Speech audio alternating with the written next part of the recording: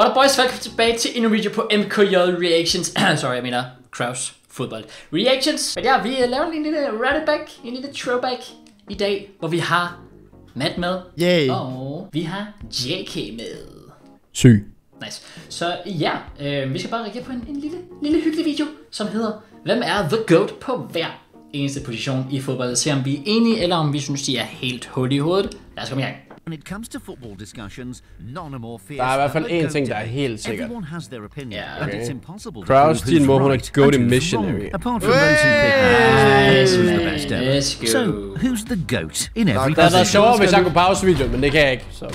Nå, vil du gerne kunne pause videoen? Nej, du styrer bare. Det er fint. Det er bare sjovt. Goalkeeper, Lev Yashin. Honorary mention, Iker Casillas.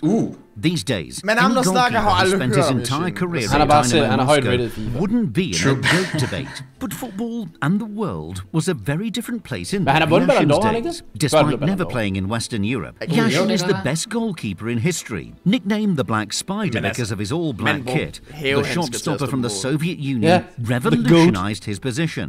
Yashin was a real presence between the posts. He closed down strikers in one-on-ones and helped his team start attacks. He organised his defence and came off his line to catch crosses. Now, those things might sound pretty normal in 2020, but they were rare when he started doing them in the 1950s. Same.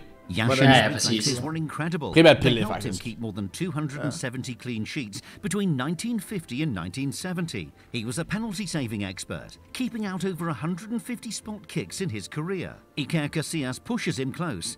The Spain legend is the best goalkeeper of modern times, but Yashin is the only one to have won the Ballon d'Or. Kæft, jeg er god. Ja, der var That den. says it all. Ball knowledge. Right. Det er jo fair nok, men jeg synes alligevel sådan lidt, at vi er enige i... Altså, Casillas er honorable mention, der føler jeg godt, du kunne nævne nogle andre før.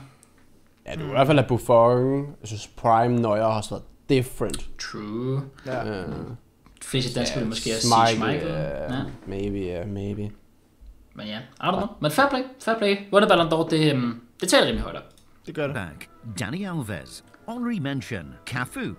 Many of the contenders at right back are from Brazil. Yep. Jalma Santos, Carlos Alberto and Cafu, who deserves an honorary mention.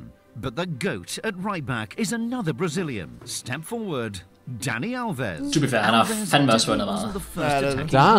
Kan også være, han kan lige vinde med Prison FC måske. Cafu took it to another level in the 1990s, but Alves attacked in a different way. He didn't just rely on speed and physicality. He also had world-class technique. Det var bare et skifte nummer hvert år. He was a playmaker back. Det der mål, og så lige med indersiden bank, er Alves' importance to Pep Guardiola's legendary Barca team shouldn't be underestimated.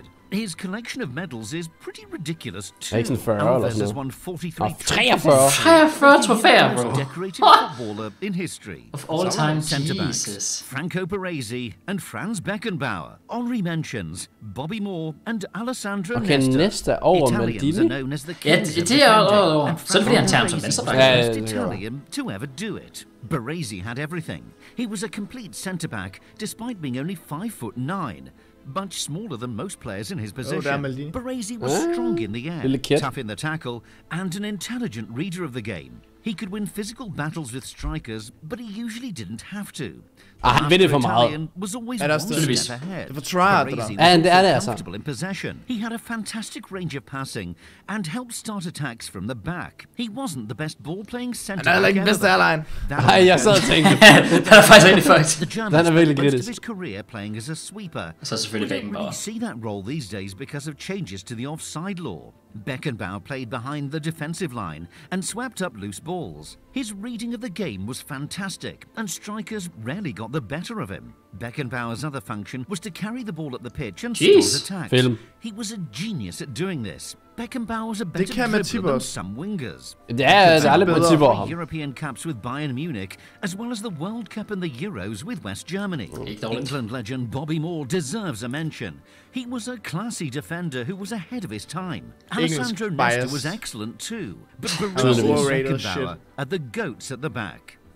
Left back, Roberto Carlos. Okay. Mention, for honorable mention, Maldini. Roberto Carlos wasn't only a world-class left back, but he transformed the position too. Fullbacks did attack before Roberto Carlos came along, but he took it to a whole new level. His powerful runs up and down the flank were a key feature of Real Madrid's play for years. Central midfielders. Det var hurtigt. Det var hurtigt, vi hoppede videre. Hernandez. Honorary mentions go to Clarence Seedorf and Andre. Alles honorable mentions Seedorf. Og Xavi over Iniesta. Det er heller ikke enig i. Ja, Zidane der er ingen grund tvivl om. Jeg har det sådan lidt, Zidane fair play. Altså, no question. Og så nice hairline, vil jeg sige. Den er ikke modsatte vej. Nej, præcis, der er ikke noget, bro. Men ja, jeg er også på den der Iniesta over Xavi, to be honest. Ja, og så Modric også i top 5 nu, er han ikke det? Han må vel være deroppe. Jeg ved ikke, hvornår den er fra den her video, men jeg tror ikke, der er super gammel. Nej. Men jeg siger det overfor, når der har vundet en masse også. Og det er rigtigt. Var en maskine. Men over Iniesta, det synes jeg godt nok ikke. Ja, det er da ikke enig. Fraud video. To oozed creativity. He was an artist on the pitch, but that det bliver spændende op i offensiven. Ja, det glæder mig til. Det kan blive kontroversielt. Silky dribbling and smooth passing. He was a big game player too. Zidane rose to the occasion. Jeg tror ikke man egentlig forstår hvor god Zidane var. Final, scoring twice against Brazil to help France win the tournament for the first time. Zidane was a scorer of great goals. His best was a left-footed volley via Leverkusen in the 2002 Champions League final. He wasn't even left-footed for goodness sake.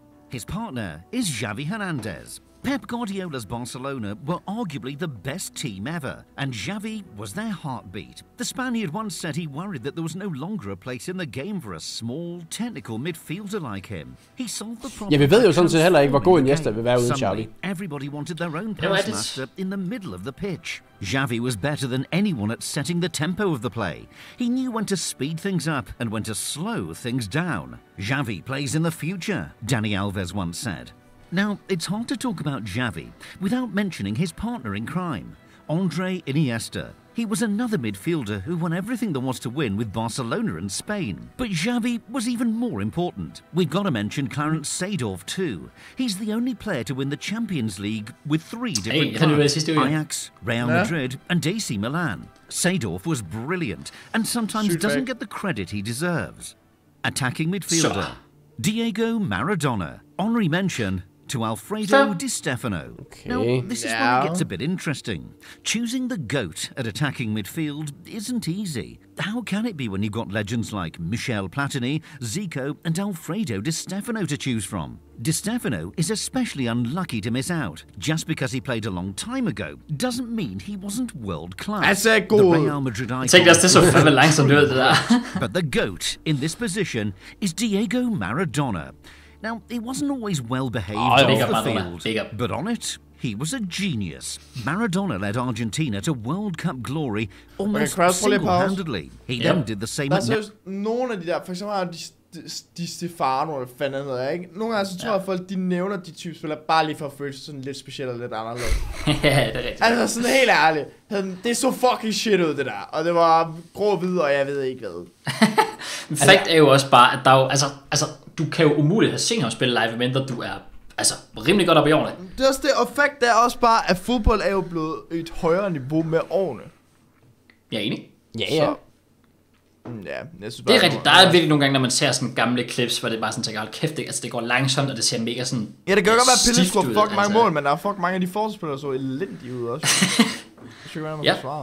Jamen, det har jeg hørt. Plus han har en dårlig hairline til far nu, så det trækker også lidt ned. Selvfølgelig. Club's first 2 Serie A titles. Maradona was one of the most technically gifted players ever. He was also one of the best dribblers. The ball looked like it was glued to his foot. It's a shame he never got a true crack at the European Cup. But when it comes to attacking midfielders, Maradona was the greatest.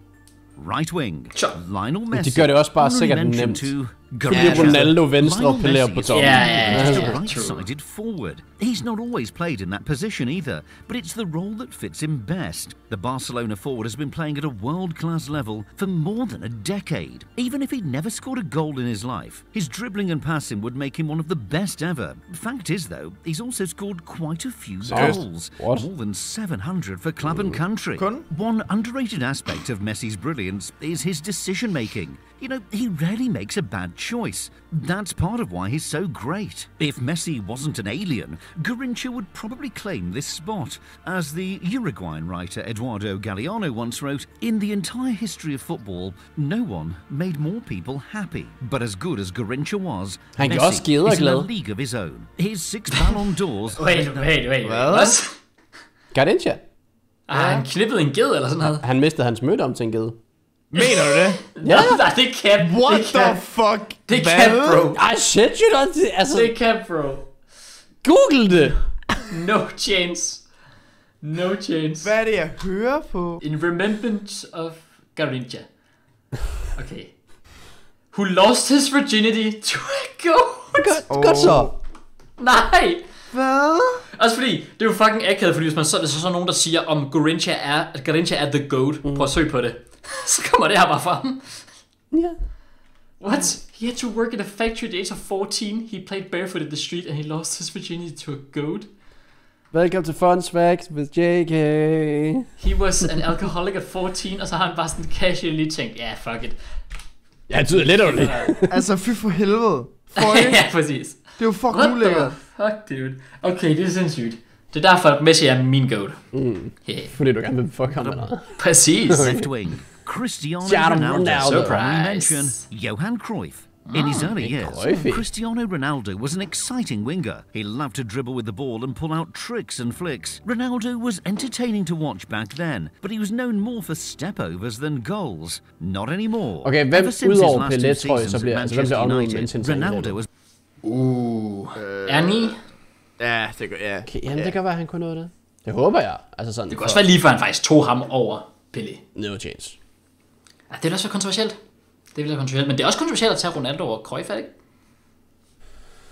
Nej, det er der ikke noget kontroversielt i. Det giver mening. We move.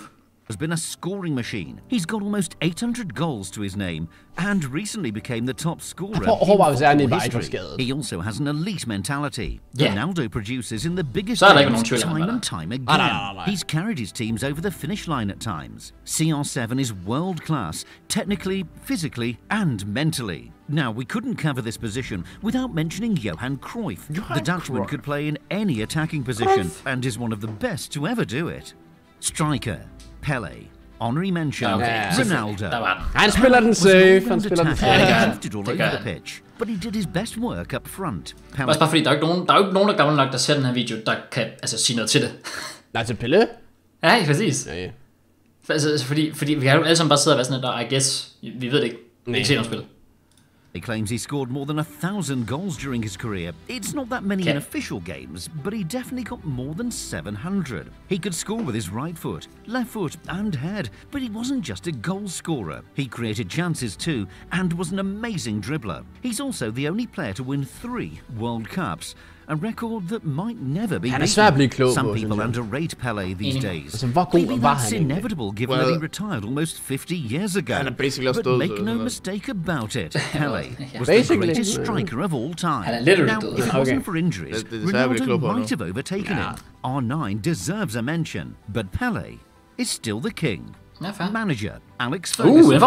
There's only one man who can lead this team. Alex Ferguson is the undisputed GOAT when it comes to managers, and he'd be the perfect person to bring out the best in this team of superstars. Ferguson did an unbelievable job at Manchester United. In 27 years in charge, he won 13 Premier League titles, 5 FA Cups, 4 League Cups, and 2 Champions League. Fergie managed many high-profile players. Også bare fordi, altså, udover de 2 Champions League, han vandt, han var også i Champions League-finalen 2 yderligere gange. Okay, så han er faktisk lidt en fraud. Ja, det er faktisk dårlig win rate. Ja. Men okay, hvis der er et eller andet, han har underperformet i, er 2 Champions League-trofæer ikke lidt på 27 år? Jeg tror bare alligevel, at Champions League er bare sådan en turnering, du aldrig rigtig kan vurdere, at du skal bare vende den fast. Fordi det er bare hele verden. Det kan godt, det er slet... Det er stadig godt klaret. Det er bare sådan... Men det er ikke lige så imponerende, der som 13 Premier League titler, synes jeg, på 27 år, for eksempel. Det er sindssygt. Altså, det er fucking crazy. Altså, how the fuck? players during his time at Old Trafford, but he always kept the egos in check. This team is packed full of world-class footballers, but there'd only be one boss inside this dressing room.